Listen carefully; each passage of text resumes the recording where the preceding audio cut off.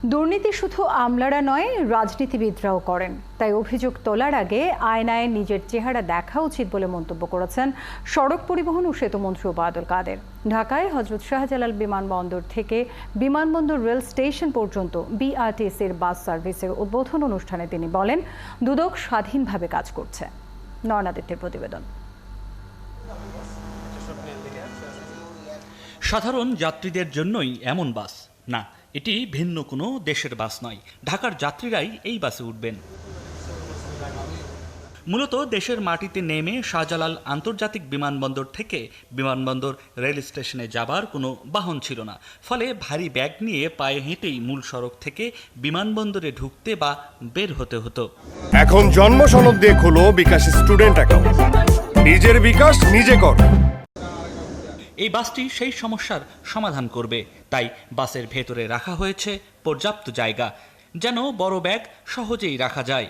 প্রাথমিকভাবে দুটি বাস দিয়ে এই শাটল সেবা শুরু করতে যাচ্ছে সরকার, যা এয়ারপোর্টের দুই টার্মিনাল হয়ে সামনের বাস স্ট্যান্ড ও রেল স্টেশন দিয়ে চক্রাকার আকারে ঘুরতে থাকবে।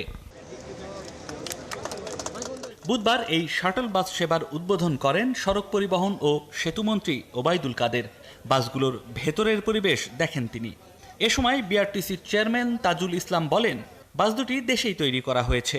আগামী দিনগুলোতে দেশে আরও বাস তৈরি করা হবে, যার ফলে বিদেশ থেকে বাস আমদানির প্রয়োজন পড়বে না।